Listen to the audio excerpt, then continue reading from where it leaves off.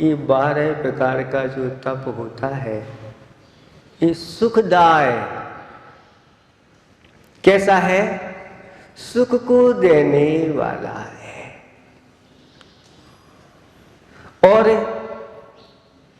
सुरों के जो राजा होते हैं, इंद्र आदि होते हैं, वह चाहते हैं कि मुझे भी ये तप करने को मिले, लेकिन चाहने से कुछ होने वाला नहीं है। इसलिए असंयमियों का जो तप है, आचार्य भगवंतों ने कहा गज स्नानवत है। कैसा गज स्नान? गज गया और स्नान कर लिया सरोवर में। सरोवर से बाहर जैसे ही निकलता है और बाहर आकर के धूल अपने ऊपर डाल लेता है। असंयमी व्यक्ति भी ऐसा ही होता है। कुछ ऐसे मौके अवसर मिलते हैं और वह तप आदि कर लेता है। जैसे पर्युषण पर्व चल रहे हैं और पर्युषण पर्व में 10-10 उपवास कर लेते हैं, लेकिन जैसे ही 10 दिन पूर्ण होते हैं और फिर वही धूल जा करके अपने ऊपर डाल लेते हैं और फिर वर्ष भर पुष्टि होती रहती है विषय कषायों की। 10 दिन तो अच्छे से स्नान होता है, भरपूर होता है, लेकिन 355 दिन क्या होता है आप सब जानते हैं? एक भी उपवास नहीं। फिर उस उपवास क्या, एकासन भी बीच में नाम नहीं लेना। आप ये नहीं कहो कि घर में ही भोजन करो, जहां जब जैसा जो मिले और खाते रहो। बक्ष बक्ष का कोई ऐसे उपवास आचार्य भगवान कहते हैं कि वह संवर सहित नहीं होने के कारण से विशेष और आगे जाकर के फिर कर्मों का बंद वह करता चला जाता है। लेकिन संयम के साथ जो तप होते हैं वह तपसा निजरा च, ऐसा कहा। तप से निजरा भी होती है और संवर भी होता रहता है। इसलिए गुप्ती समिति धर्म अनुपेक्षा आदि आदि संवर के कारण बताए हैं। उनमें तप को विशेष से अलग से एक सूत्र आचार्य भगवंत ने दिया। तप के माध्यम से विशेष निजरा होती है। इसलिए तप चाहे सुरराय, कर्म शिखर को वज्र। कर्म रूपी अगर शिखर को गिराना चाहते हो तो वज्र आपके लिए पटकना पड़ेगा। छोटी मोटी हथौड़ी से आप इतना कठोर है वह गिराना चाहे तो नहीं।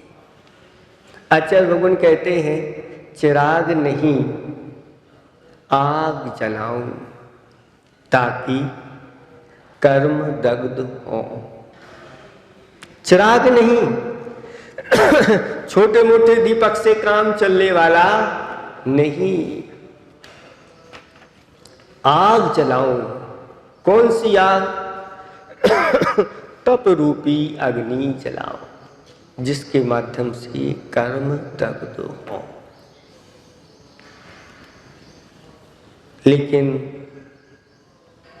यह संसारी प्राणी मोह में आकर के और तप से वंचित रह जाता है। किसका मोह? शरीर आदि का मोह रहता है। और कुछ घर में मोही जीव भी होते हैं, वह भी तप आदि से परिवारजन को वंचित रखते हैं। रागी, नादान, बैरागी, वरदान, द्वेषी, शैतान, ये हाई को है। रागी कैसा होता है? नादान होता है, ना समझ होता है, और ना समझी में वह दूसरे का, स्वयं का तो अहित करता ही है, लेकिन पर का भी अहित कर देता है। मुनिराज आए हुए हैं और मुनिराज के पास जाकर के वह सेठानी पूछती है कि प्रभु, पूर्व के पुण्य के उदय से सब सुख है, वैभव की कोई कमी नहीं है, सब कुछ है, लेकिन क्या मेरे लिए पुत्र की प्राप्ति होगी कि नहीं? तो महाराज कहते हैं तुम्हारे लिए कुछ समय बाद बहुत सुंदर, गुणवान और श्रेष्ठ पुत्र की प्राप्ति होगी, लेकिन जब वह पुत्र उत्पन्न होगा तब तुम्हारे स्वामी जो हैं उसका मुख देखते ही दीक्षा धारण कर लेंगे और तुम्हारा यह पुत्र जब मुनिराज के दर्शन करेगा वह भी दीक्षा धारण कर लेगा। इन दो शब्दों को सुना और सुन करके वह प्रसन्न भी हुई और कुछ अंदर से दुखी भी। कुछ समय बाद पुत्र रत्न की उत्पत्ति हुई। सेठ जी ने वैराग्य धारण कर लिया, दिगंबर मुद्रा को धारण करके वन में चले गए।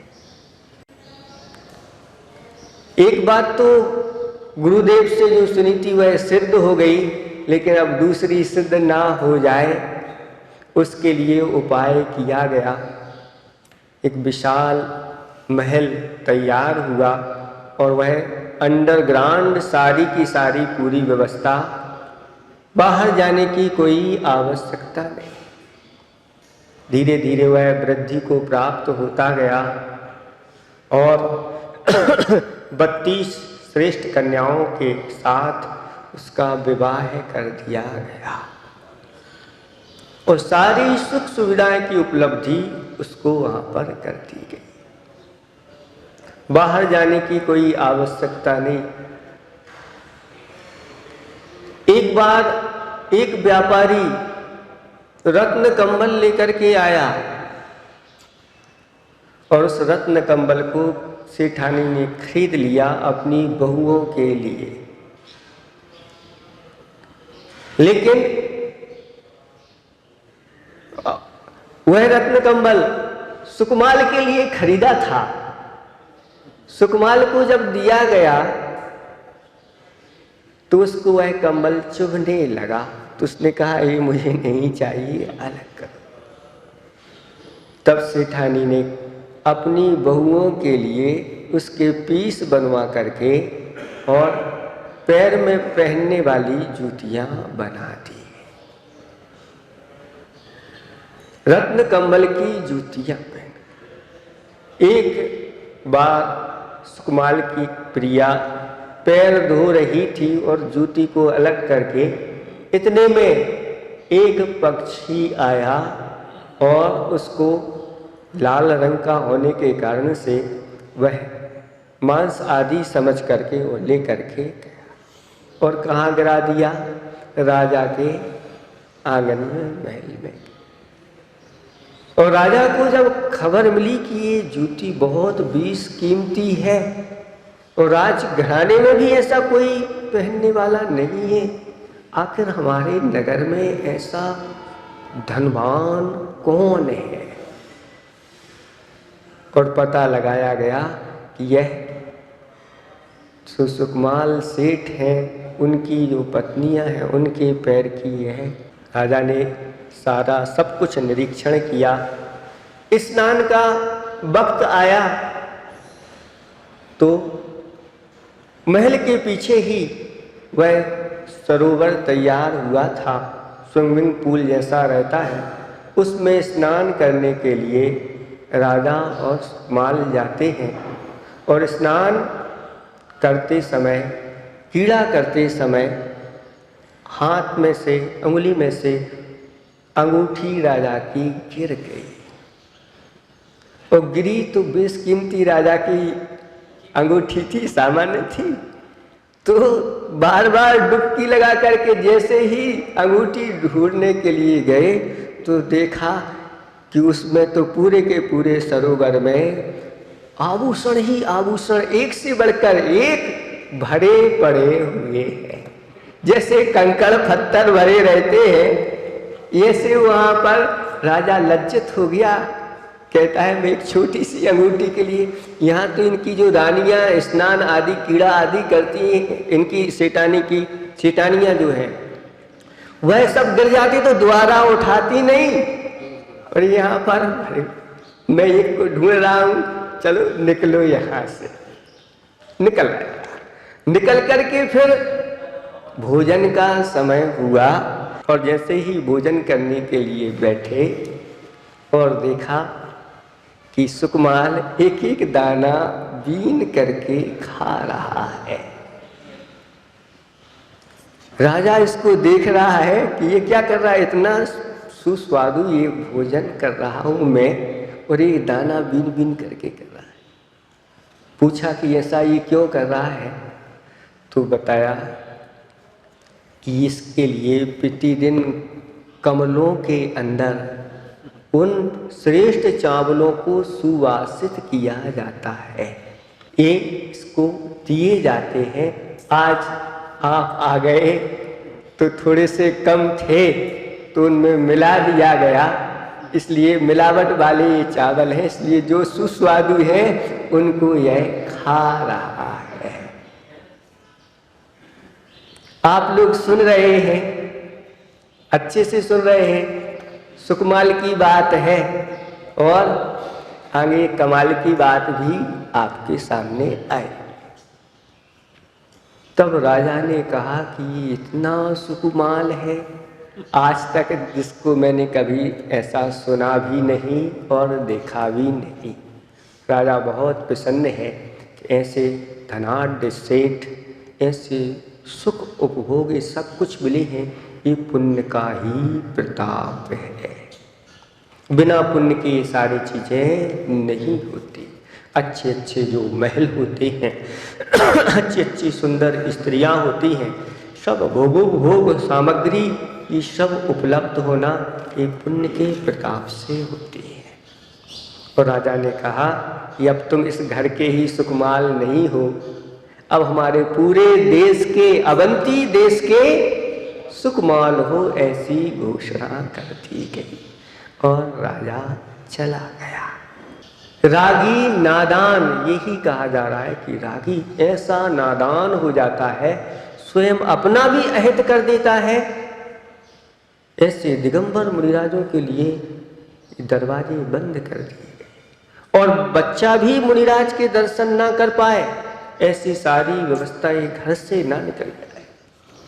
ऐसे ही घर वाले होते हैं, बनिता बेड़ी परिजन जन रखवारे। बनिता को बेड़ी बना दिया गया है और परिवारजन जो है यह घर को कारावार बना दिया जाता है। ऐसे कारावार अनंतों वार बने हैं और बेड़ी पहनाई गई है और साथ साथ में रखवारे कहाँ जा नहीं सकते।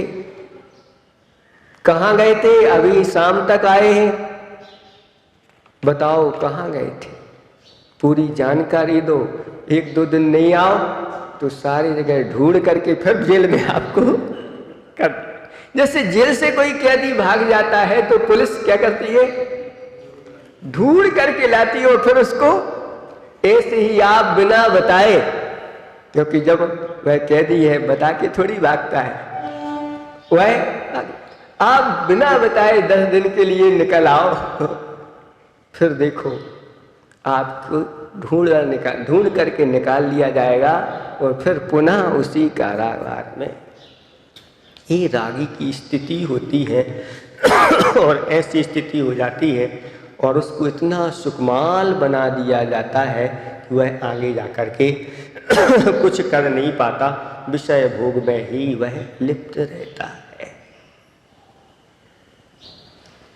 अजय सिंह ने खाई को लिखा है, नो मास उल्टा लटका अब तब कष्ट कर क्यों।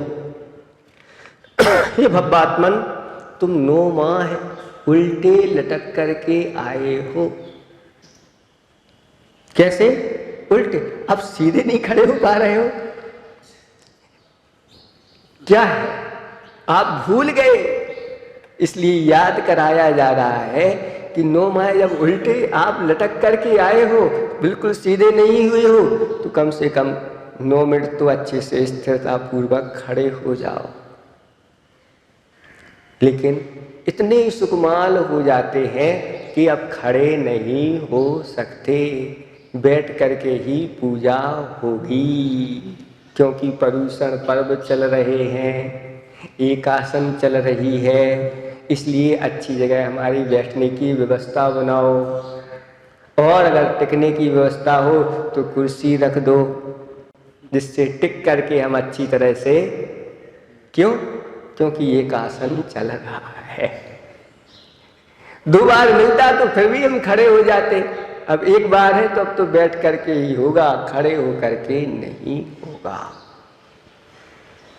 9 मास उल्टल अब तब कष्ट कर क्यों।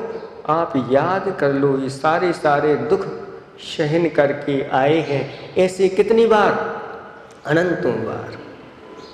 पुनरपि जननम पुनरपि मरणम पुनरपि जन्नी जठरे सहनम, यह संसारे खलु विस्तारे त्राता नहीं भव पारागारे। इस संसार से कोई रक्षक नहीं, पुनः जन्म और पुनः मरण और पुनः जननी के जठर में बार बार आना, कितनी बार, अनंतों बार आए हैं। अब आचार्य भगवान कह रहे हैं, एक बार अच्छी तरह से इन तपों को स्वीकार कर लो, अंगीकार कर लो, बार बार आपको इस प्रकार से जठर में नहीं आना पड़ेगा।